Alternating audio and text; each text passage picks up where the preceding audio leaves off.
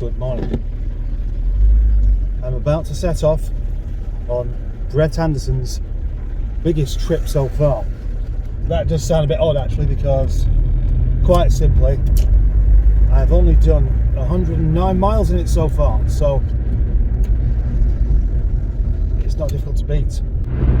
Off I go on the way to Lincolnshire, to a place called Scunthorpe, where there is another car waiting to have some bits taken off of it. My first ever trip on the motorway with Bret Anderson. 60 miles per hour. Yes, this car will do a lot more than 60, and in fact I've done 60 in it before. But what's the point in going over 60 for me when all I want to do is arrive relaxed and able to conduct my little job today of retrieving some parts for this particular car.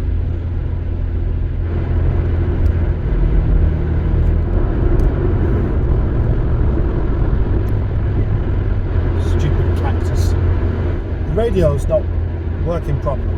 Sometimes it comes on, other times it doesn't. One of those things I could do with fixing. On a journey like this is where you would use the radio, except of course it is Sunday, and Sunday radio is generally awful. And add to that, I think a real enthusiast of a car doesn't want the radio on. You just want to feel the car. You want to experience all of the sounds of the car. You can only really feel the car on every level if you're not distracted by the radio. Even worse, music. So I'm happy without. Some people say they can't drive anywhere without music on or the radio, but that's a bit like eating a packet of crisps whilst you perform coitus. I must say, this car is not the easiest to stick at a steady 60 with, because it's just a bit too eager, a bit too talky. Listen, I'm 70, so it doesn't really want to stay at 60, it just wants to go faster. Obviously you get the same kind of effect in a diesel engine, but you've got that turbo lag, so you don't get that instant response. Otherwise I'd have the same problem with them as well. Average speed cameras everywhere. The limit is 50, and 50 is very difficult to stick to with this car. I keep creeping up over 50 to nearly 60 when I'm not looking, and then I have to slow down to about 40 for a while to average it back out again. Where have they gone? Where have they gone to? Have they been knocked down? Well, they must have been knocked down, because they're not there any longer. I almost took a wrong turn then because of that. The cooling towers have gone. And as I was turning off there, I was thinking I was going the wrong way. And I just got confused, as you can imagine. That combined with the sleepiness just kicking back in again, so far I've managed to go wrong a few times. And trying to find my way to this particular place without using the sat-nav, because it's always a nice challenge. But so far, I got to work. I left my box of keys at home deliberately because I didn't see the point in having a box of keys at work. But within that box of keys was the key for this car. So I had to go back home again and pick up the key for this car. That was one delay. And then just as I'd set off, I realised I'd left behind my egg mayonnaise sandwiches that I prepared last night. So I'm going to be tired and hungry and thirsty as well.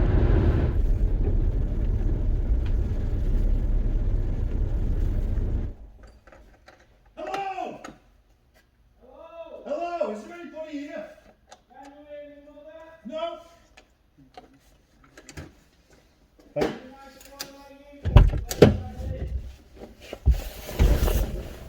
That's my car, which has a cracked bumper, and this is somebody else's car whose name I don't know, which doesn't have a cracked bumper, but it is a bit scuffed up.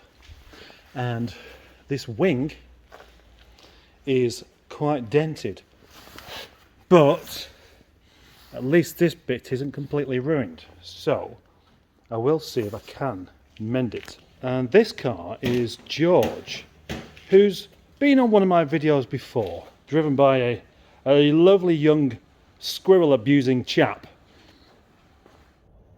Who's that chap up there? It's a rodeo reindeer. Well, I've got a little option if you don't want to do it. I've got a little option on that.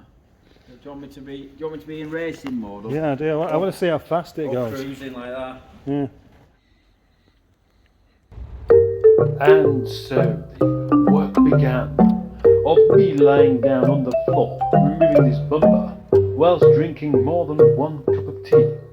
And then see here, this man sat down, and then getting up, and then walking over there and sitting down again, and then standing up and walking over there. Lots of fun. In the back of the car. Got a chance to use Bret Anderson as a van then. Cover off that, Harold. What? That's too late. Too late, I've got you now. Sausage roll. I love these pointy bits at the back. Good, aren't they? I do, yeah. They are good, yeah. Is that, I thought it was a glass rear screen then. It actually looks quite shiny.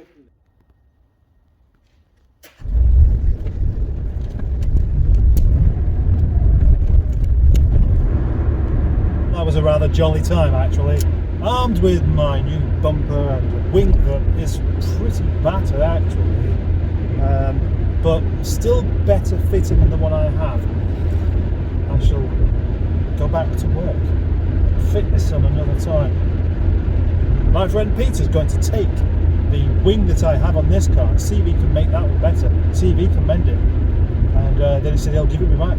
So typical of him really. That's the kind of van Jamie Oliver would drive. I wonder if he's driving it now. Would you like to know what I'm thinking of this car at the moment? Having done quite a long journey in it. Well, I've done 110 miles so far, mostly on the motorway. And it's all good. It's all quite happy to buzz along.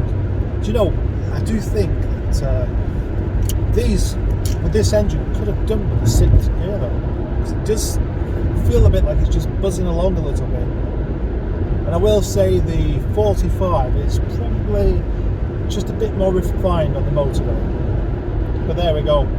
There's me picking holes in my own car. I really wish I brought my egg nutties. I fancy those now. I filled up on biscuits whilst taking that bumper off, and then Richard asked me if I wanted some sausage casserole, which I said no because I didn't feel hungry at that point, and now I do.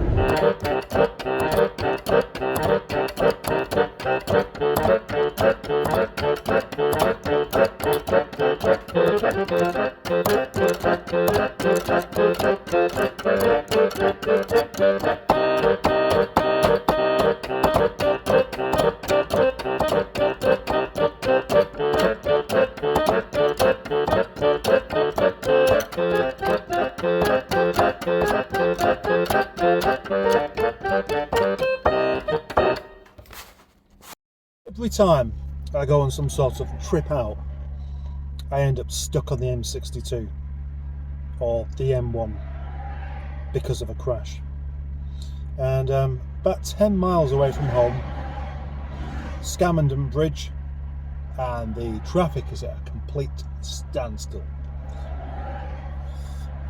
So I may as well show you this. What is it? Oil filter?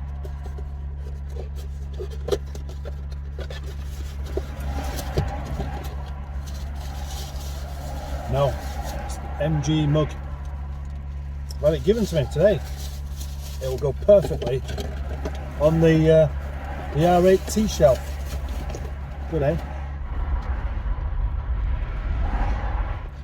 That chap in the Tesco truck there just got my attention and shouted, "I've got to keep Alfie." It's fantastic when people just happen to know who I am. But anyway, thank you very much, that man in the truck. Finally, that must have been not half an hour, but more like an hour of going almost nowhere.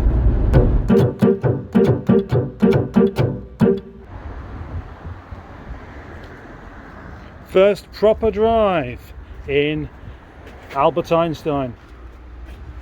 Whilst I was in Scunthorpe, my friend Peter gave me some more of this stuff, and this as well, swirl remover. So that two rather excellent gifts, and of course the MG Rover mug, which does look like it belongs on there. Meow.